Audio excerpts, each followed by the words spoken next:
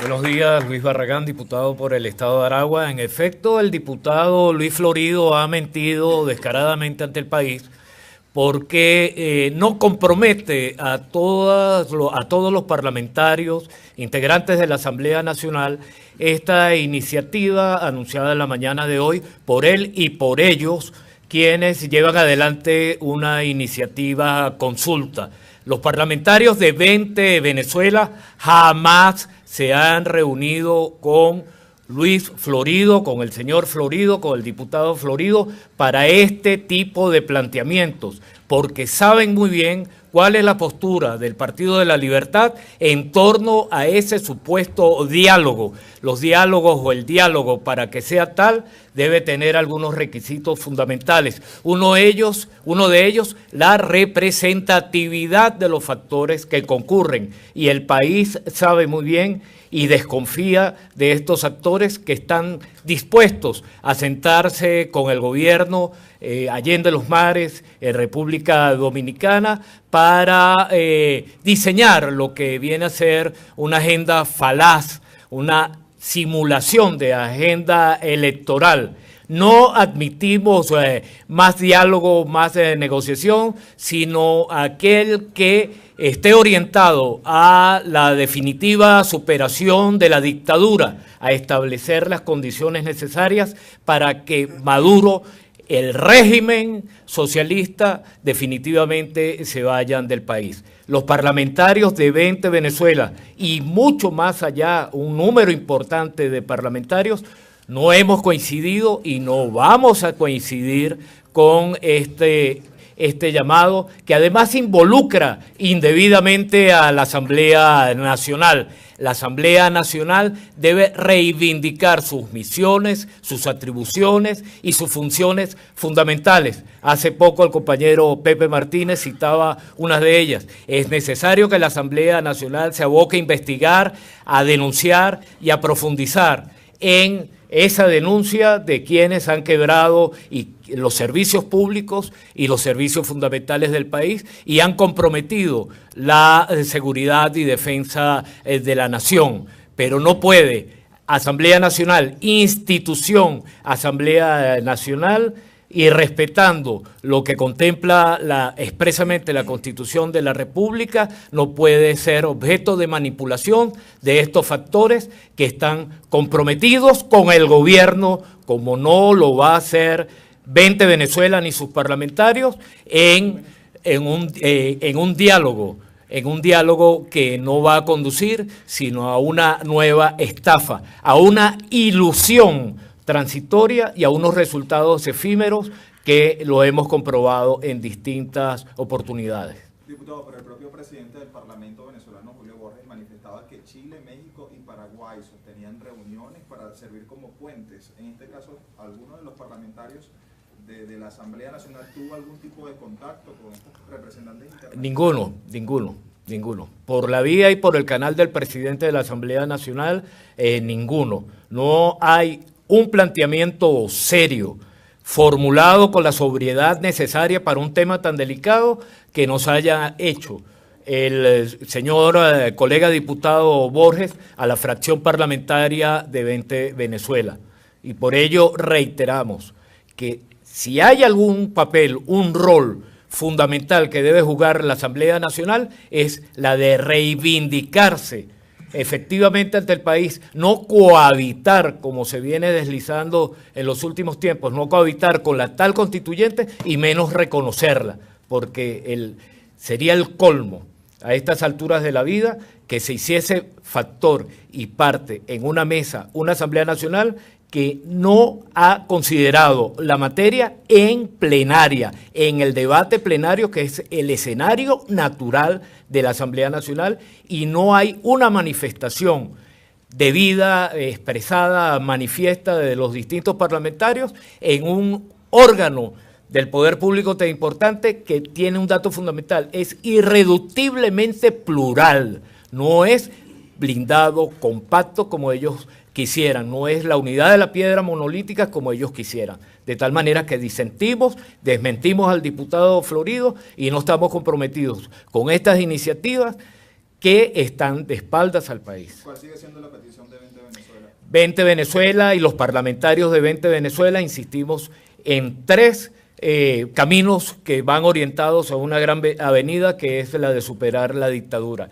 En primer lugar, la de dialogar, la de conversar, para generar las condiciones necesarias para que esta dictadura salga ya, porque es impostergable, no puede prolongarse, no puede prorrogarse Nicolás Maduro y su combo dirigiendo los destinos del país, porque van a empeorar nuestras condiciones. En segundo lugar, reivindicar efectivamente las funciones, atribuciones y misiones de la Asamblea Nacional. Y en tercer lugar, hablarle con absoluta transparencia, claridad al país, porque el país así lo merece, a la ciudadanía que ha comprometido, seguirá comprometiendo y no va a desmayar en su esfuerzo, no solo de protestar, sino de apoyar alternativas reales para superar este socialismo demoledor que no puede estar por más tiempo rigiendo los destinos del país. Ahora que habla de las protestas, la Asamblea Nacional Constituyente el día de ayer aprobó una ley de crímenes de odio que pretende incluso algunos medios privados impresos que se han publicado luego que sea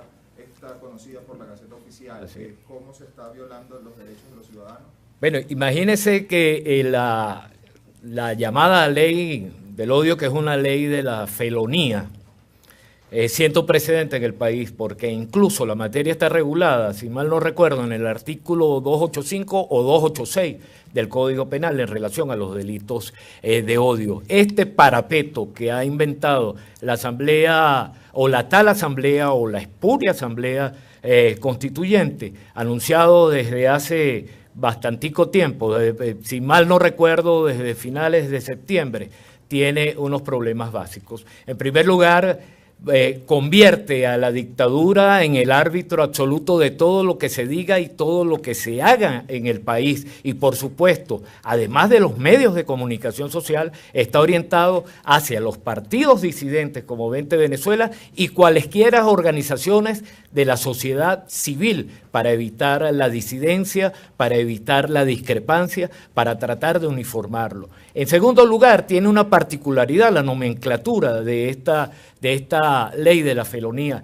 Es tratada como una ley constitucional, nomenclatura que es ajena a nuestra tradición jurídica y que nos da una idea, en la misma medida que lo llama ley constitucional, de la intención de sancionar, si acaso algún día esos vagos se les ocurre sentarse y pensar, aunque sea por un instante, en el pueblo venezolano, lo que ocurre es que piensan sacar la tal constitución alternativa, y entonces inventan leyes constitucionales. Este es el primer ensayo, este es el primer globo de ensayo. Y en tercer lugar, no tienen moral alguna. Esto es un régimen generador de violencia, generador de odio, y actúan con un cinismo que nunca en su vida Venezuela, en el largo historial republicano, Venezuela había atestiguado, había padecido, había presenciado una calamidad de tamañas dimensiones. Aumentarán los perseguidos políticos, ya manifestaba que es una persecución contra la disidencia a través de esta ley, pero se habla de un diálogo, ¿cómo se puede entender eso? Esa es la paradoja, por eso es que es un falso diálogo, por eso es que es un falso llamado a la paz, por eso es que es un falso llamado a la convivencia, porque mientras que hay factores de la oposición que consienten y se sientan con los representantes del gobierno de la dictadura de Nicolás Maduro, se multiplican los perseguidos, se multiplican los detenidos y comienzan a dar la puerta giratoria, que como popularmente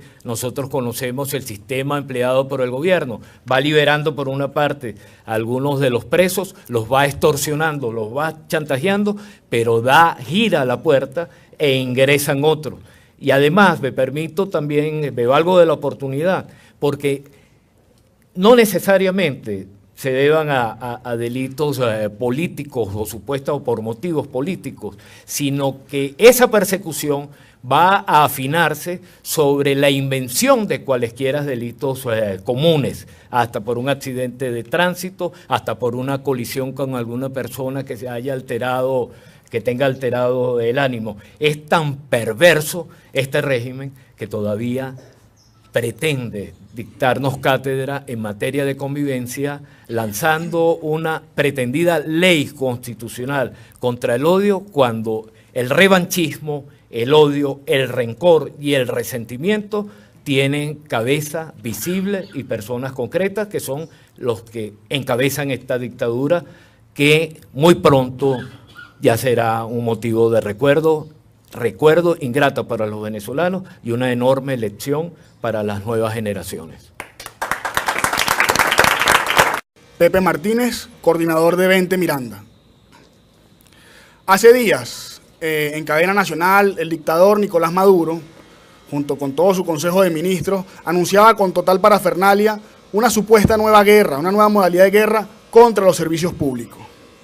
Hemos visto además cómo hablaban de un supuesto saboteo a la estación de bombeo del Pao y la Balsa, que tuvo además hasta el día de hoy a nuestros vecinos de Aragua y de Valencia sin agua. Y vimos también cómo hablaba de fallecidos por electrocutamiento, supuestamente por sabotear el sistema eléctrico. Ante esta realidad, desde 20 Venezuela queremos anunciar que esa falsa guerra de la cual habla el régimen no es realidad, y que la única guerra que existe en Venezuela es la que ha decretado el socialismo en contra de la gente durante todos estos años. Hemos visto cómo los servicios públicos se han desmejorado de manera inmensa en nuestro país, y con mayor desfachatez, Nicolás Maduro pedía comprensión y apoyo a los venezolanos ante esta realidad dura que estamos viviendo en casos de agua y electricidad concretamente.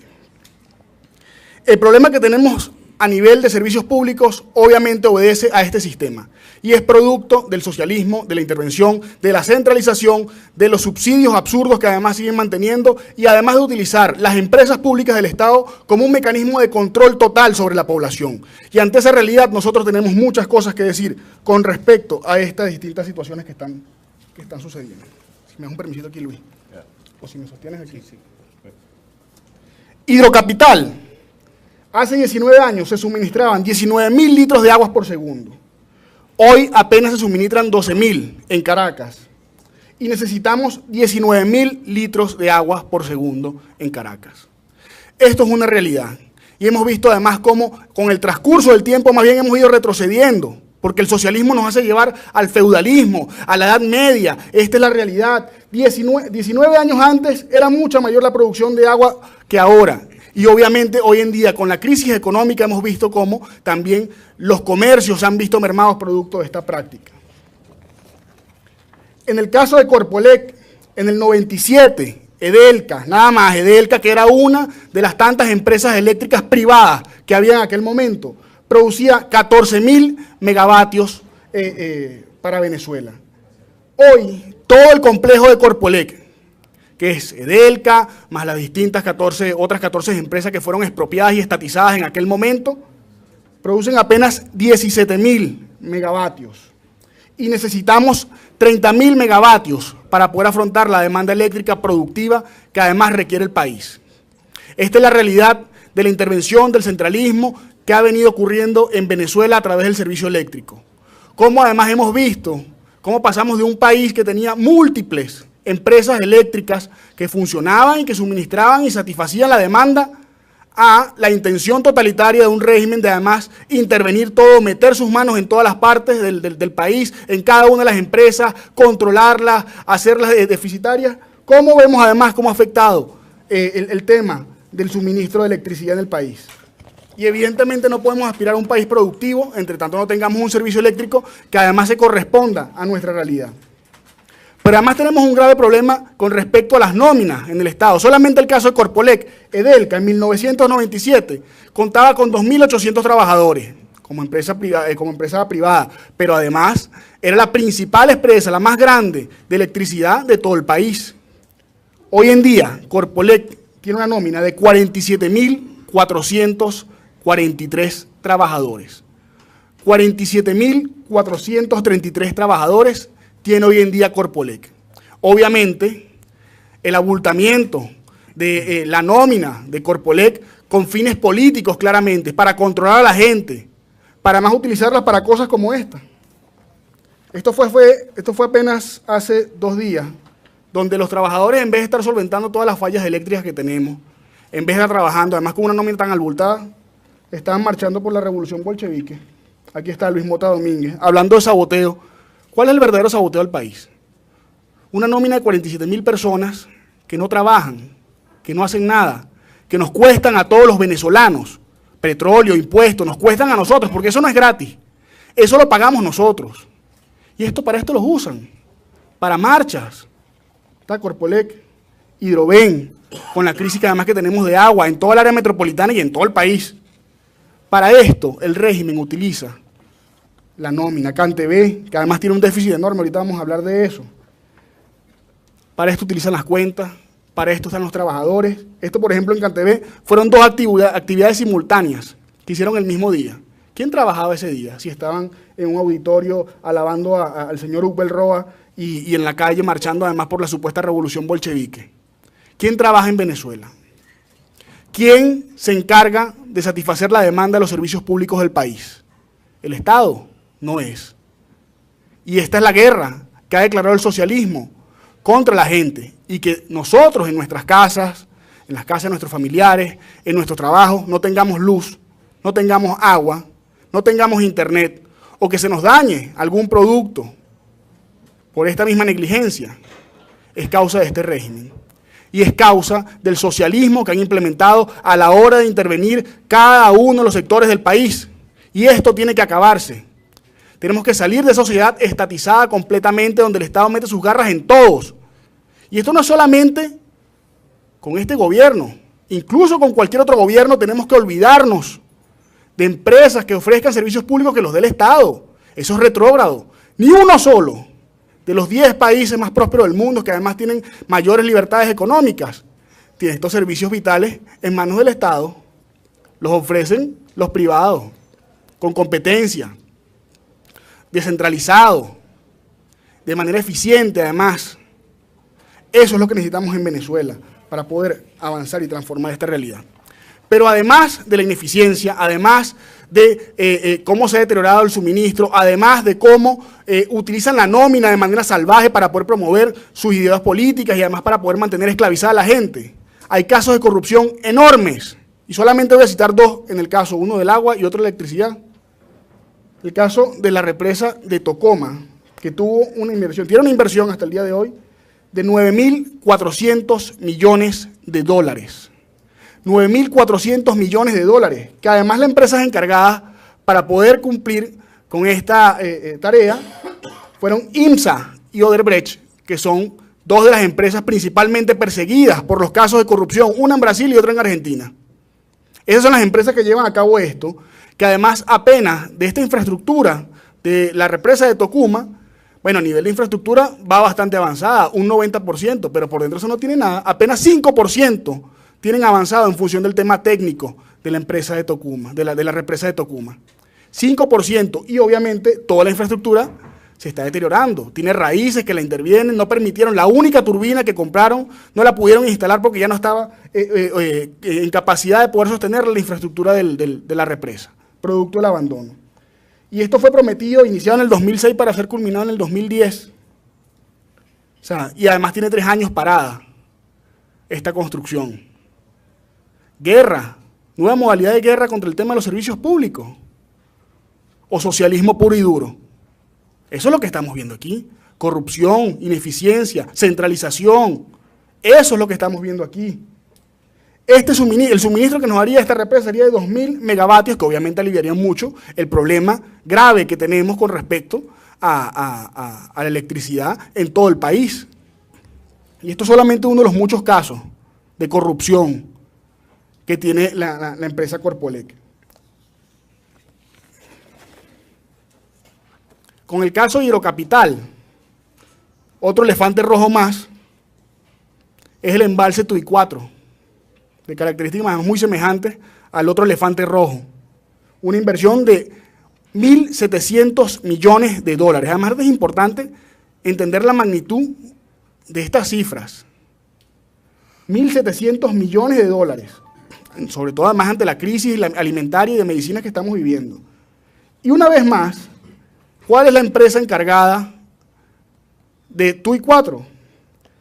Constructores Comercio Camargo Correa, que después de Odebrecht es la segunda empresa que está perseguida también y que está siendo acusada de todos los casos de corrupción en Brasil. Esa es la gente con la que estos tipos se enlazan. Mafiosos, corruptos, que les permiten hacer todas sus tramoyas y poder enriquecerse personalmente a costa de los venezolanos, a costa del servicio del agua de los venezolanos y a costa del servicio de electricidad de los venezolanos.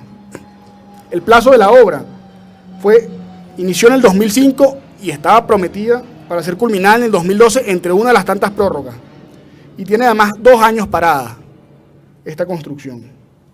Y permitiría aliviar el suministro en el área capital porque añadiría 12.000 litros de aguas por segundo al suministro que necesitamos aquí en el área capital.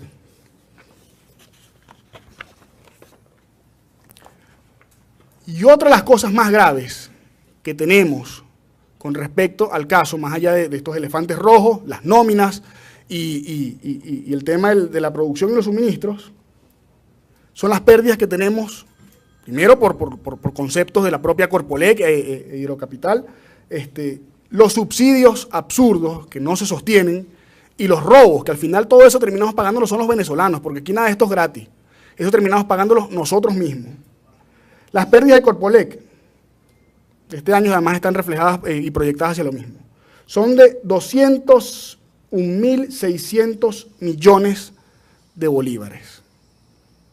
Con esto podemos 2 veces poder hacer el programa de alimentación para todas las escuelas. Nada más con las pérdidas de Corpolec. Nada más con los déficits que tiene Corpolec. Además, de cada 10 bolívares que se producen en electricidad, 8 los termina pagando el Estado, nosotros. Además, nuestros impuestos, nuestro petróleo, nuestros ingresos, lo terminamos pagando de esa manera. Un subsidio absurdo, porque además el precio fue centralizado y es completamente igual en lo que te cuesta la electricidad en Bolívar como en Caracas, algo que no tiene ningún tipo de sentido y no considera obviamente los costos de producción. ¿Cómo pudiésemos nosotros poder aliviar la crisis eléctrica si nos enfrentamos ante esta realidad? Pero además, el 35% de la electricidad que se genera no se paga. No se paga, es robada. Y aquí el Estado está ausente de eso. Aquí agarra y no hay seguridad, no hay un Estado que tenga la capacidad de poder prohibir lo que tiene que prohibir, pero sí, claro, si tienen la capacidad de ir a las calles a reprimir y a matar a los muchachos. Pero para esto no. 35% de lo que genera Corpolec no se paga. Ante esta realidad, desde 20 Venezuela queremos hablar claramente con respecto al tema de los servicios públicos, porque además es una de las principales crisis, aunada al tema alimentario, a salud y a cada uno, el tema económico que estamos viviendo, esto se le suma y no podemos hacer caso omiso ante esto.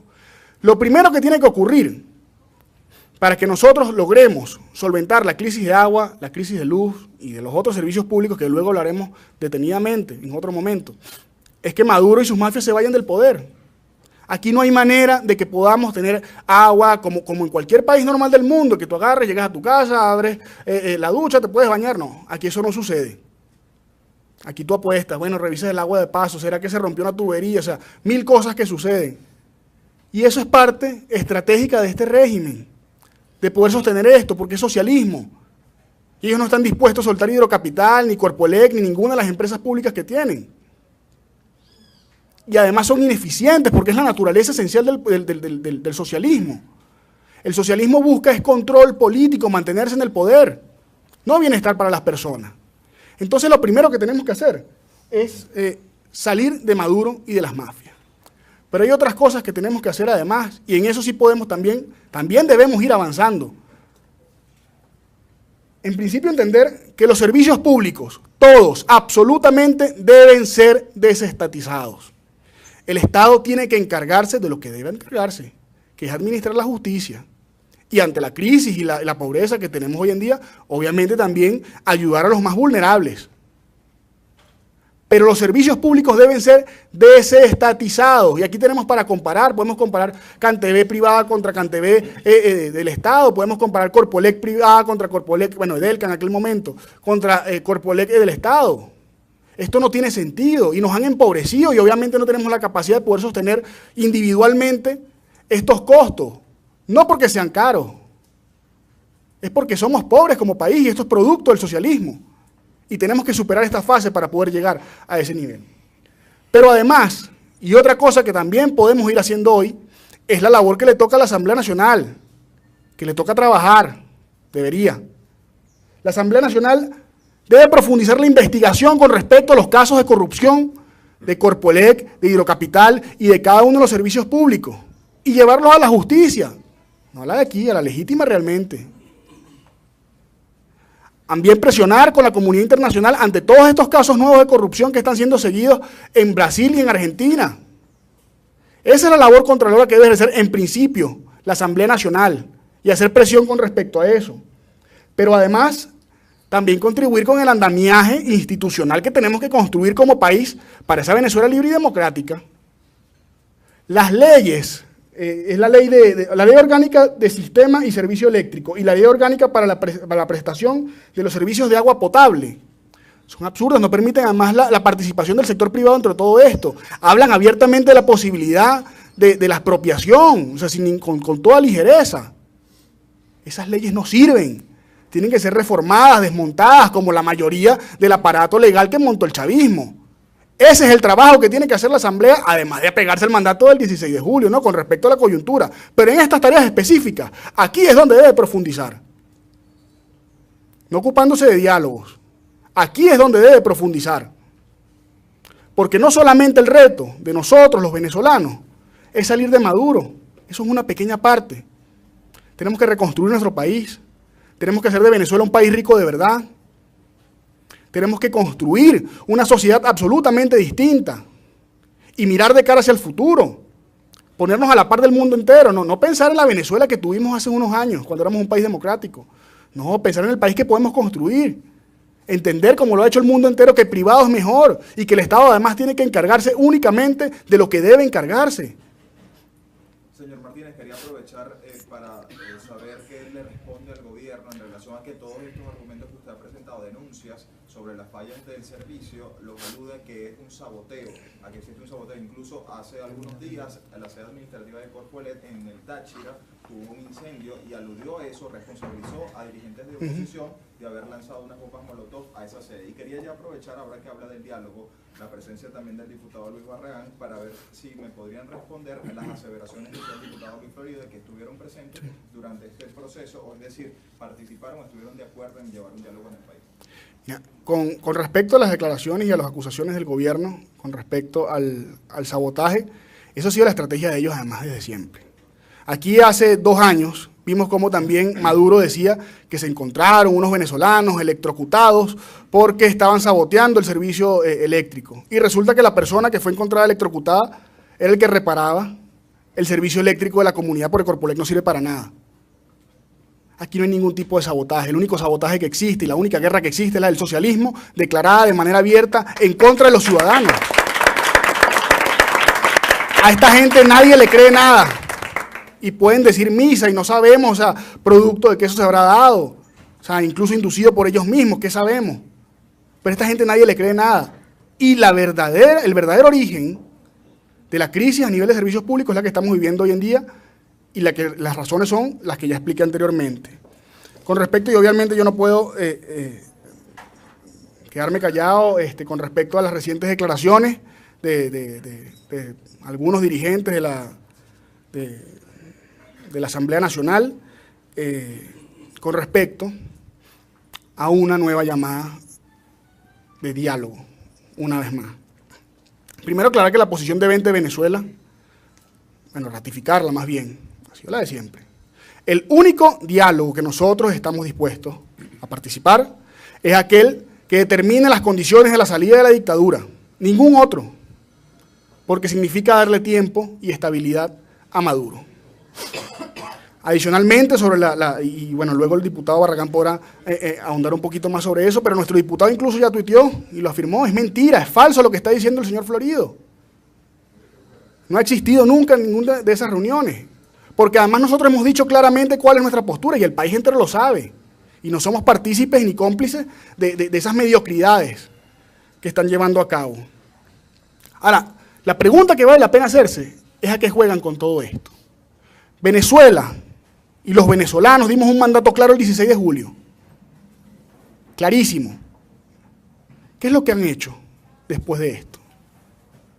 Legitimar gobernadores ante la constituyente, participar en fraudulentas elecciones regionales, participación en diálogos, y ahora ratificar una vez más que quieren participar en un diálogo.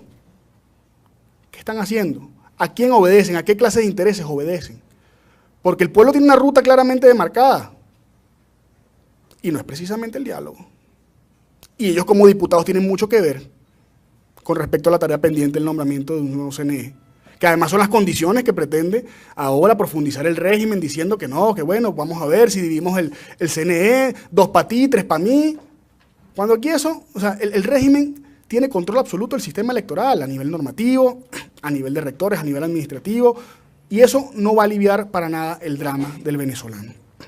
Así que ante esa realidad, nosotros como 20 Venezuela, evidentemente nos desmarcamos absolutamente de todos esos planteamientos y le hacemos un llamado a los venezolanos a avanzar.